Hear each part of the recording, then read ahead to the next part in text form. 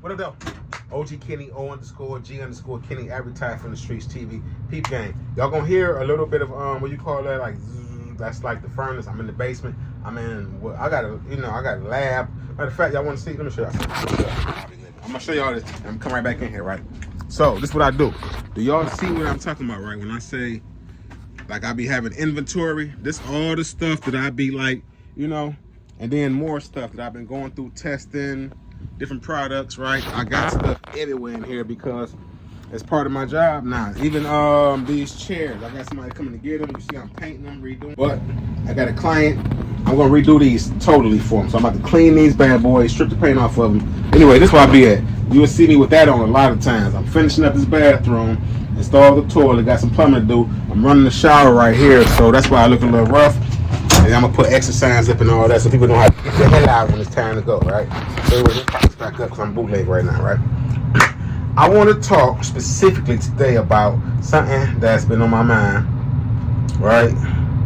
I've been meaning to tell y'all this story. I ain't gonna say it's been on my mind. It's been something that I've been wanting to tell y'all, but I wanted to have it a complete, total story, and I didn't want to miss no details. So, last episode, I told y'all what was going on with my man who went to the hole and all that. My man Rob, my man Cross, right? Check this out. When that happened, everybody started getting real flaky and finicky with me. You understand what I'm saying? It was like dudes really started just like, they thought it was over because they didn't know I still was holding. But I had people I was dealing with. A few, Lil J, my man TX, and a couple of other dudes. Spook, like I was explaining in the last video, right? So, shout out to Spook, like I always say. And shout out to Rob Cross. So, I'm in this bad boy. I'm hungry too, so I'm telling y'all this story on an empty stomach. So I've been fasting, right? So listen, it's a one particular day, right? Something ain't right. Now, they got work crew, like I've been telling y'all. Work crew is when they leave out the prison in the morning and they come back around 3 or so o'clock, 2, 3 o'clock, and they go out to the world, in the streets, in the free world, right? And they do jobs. They might clean up highways, clean out apartment buildings. They do manual labor, and they come back.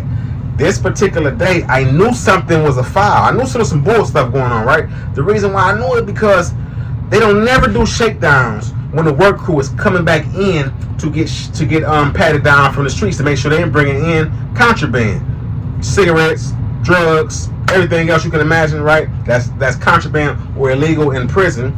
And if y'all know what contraband is this stuff that's prohibited, right, by law. So in prison law, anything that you're not supposed to have, right, considered contraband. So they would shake them bad boys down, coming in, all them brothers and whatnot coming in, they shake them down, right? So it's never a time where you're going to see COs using valuable men, especially when we was at. We in level 1, mind you. We not only in level 1, a smaller unit, we don't got that many police officers in that bad boy, COs in that bad boy, right? It's the staff is very short staffed. So for them to take some time out of their schedule, right, what they usually do to come to where I'm at, talking about Bailey shakedown. Now mind you, bro, I'm just getting out the shower. It's got me a good little workout in, me and the bros. I done got my little self, washed up and whatnot, threw my shorts on. I'm in there with no shirt on, my shorts on. Here come the CO. Hey, Bailey, step out for a minute. I'm like, what up? You got to shake your cell down. My man just went to the hole. I already been dealing with this hate. Told y'all about my bunkie, who was the ock, who started flaking on me about the, the puff. So everything started flooding to me at once. Like, hold on, this ain't right. It's time for count in a minute. Because after they get the shakedown going, it's count time right after that, like 3-something, 4 o'clock, it's count time. So I'm sitting there on my chair, pulling my flip-flops on. I said, here I come, I'll be out in a minute. So he's standing there waiting for me. I already know what's going down. You about to come in here and shake me down, bro, and look for some, you feel me, some of that good stuff. And I just had a flash of like, damn, paranoia, my anxiety up, my heart rate. I'm like, damn. I'm trying to remember everywhere in here, in my cell, that I got stuff at, right? Where I got, gum, lighters, Mary, Jane. I got a lot of stuff in here stashed in different spots, just so it don't be easy in case of a shakedown. Now, speed the story up. I end up, he said, leave everything. I said, okay, let me put a shirt on. So I did that. Look, I'm so nervous, to be real with y'all. I'm so nervous And so, like, damn, because look, let me explain something. It ain't just about the money. It was not just about the money, because my account was straight and I had a bunch of like money just rotating with different people I could trust that was sending in them dang green dots and money orders and all that type of wild stuff, right? Or whatever the card was we was using back then. It might not have been green dot, might have been net spin or something. I don't remember, but we was using cards too. So, anywho, when I get up, walk out the cell, he said, it's gonna be a while, so you know, find a seat or something, right?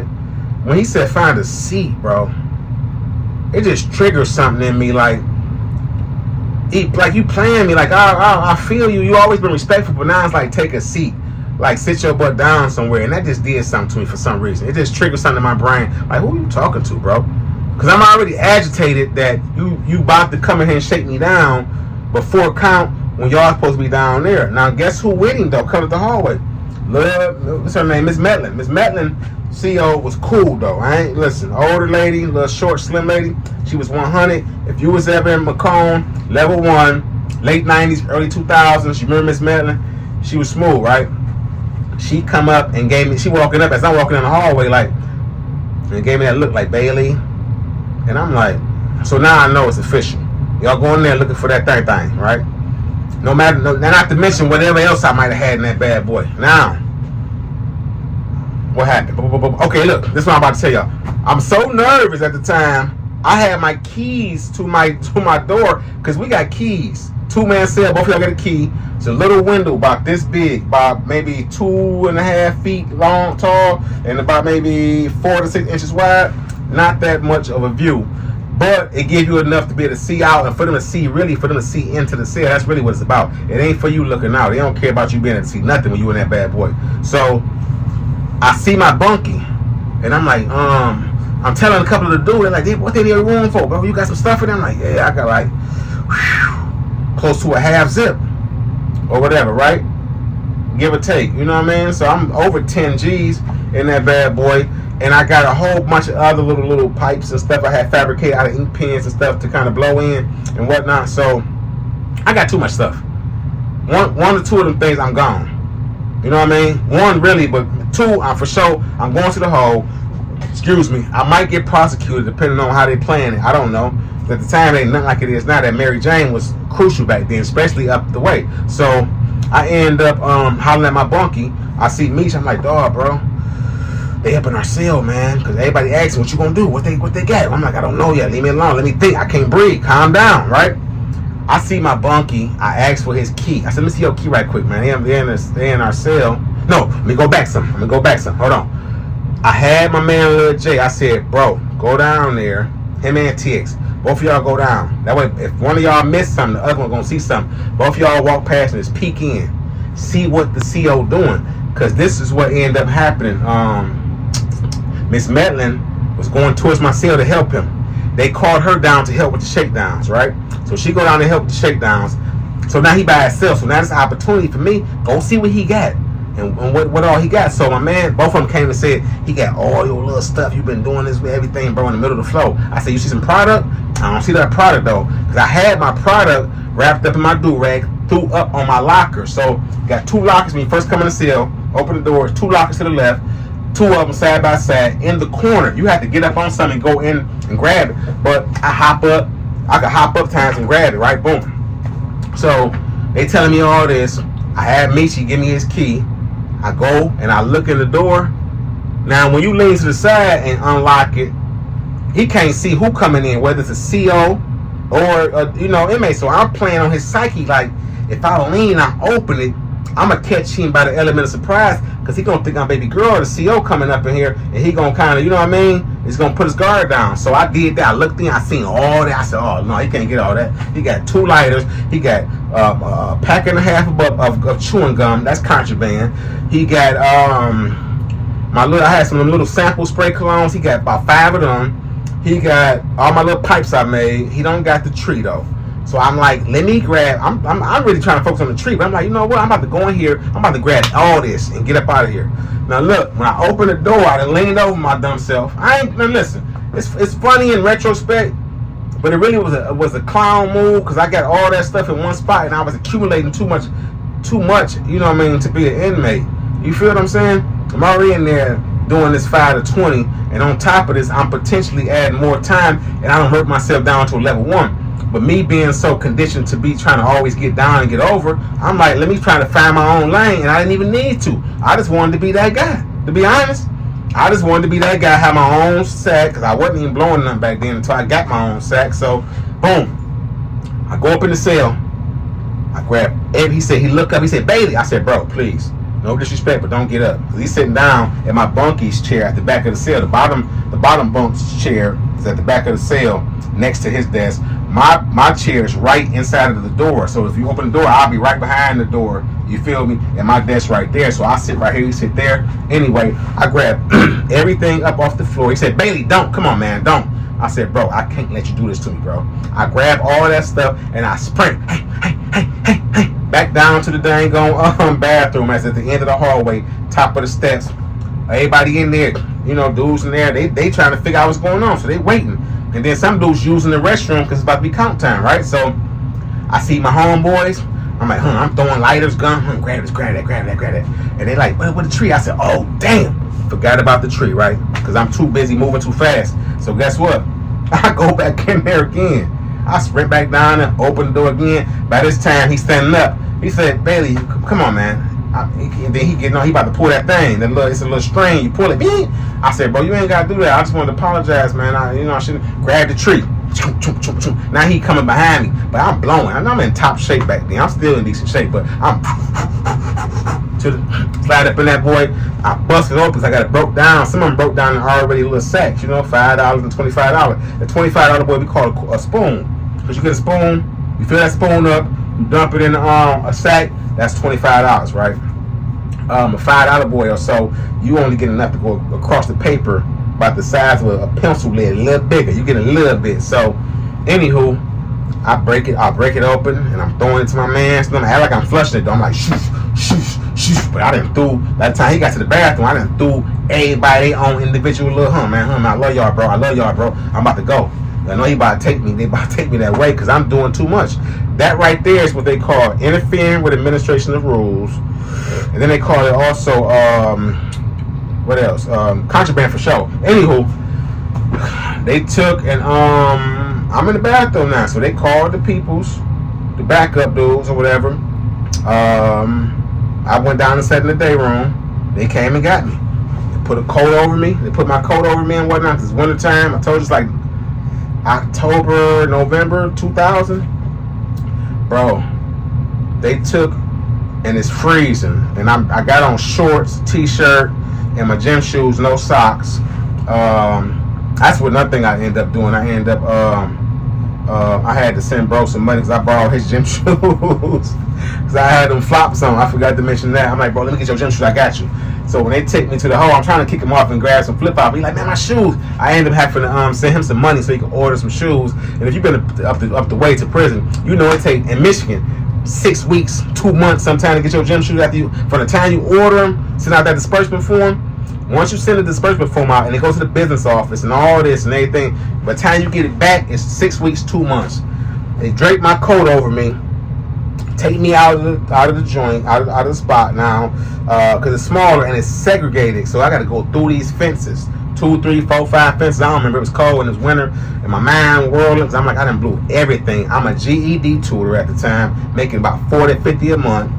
I am in a AOP, which is Assault of Offenders program. That's a year-long program that you have to go through if you have an assaultive case in Michigan, at least back then, until they came with the COMPAS test, which I'll tell y'all about that later. A COMPAS test is a need-based assessment test they give you to see where your psyche is at, and ask you a bunch of random questions to see how you're going to answer them, to see what your statistical risk factor is on going home and reintegrating into society, right? To see if you're going to be a bug, you're going to be high risk or whatever. It dictates your security level on parole, which means how many times you report, how many times you drop, and all of that, right? So boom.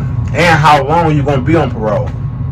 So when I go, as I walk to the hole, there's 2 brothers. They like, damn, bro, what you in there slanging that bat? You had that, you in there doing your thing, huh? What you had that dro? They asked me all these questions. What you had that Gans?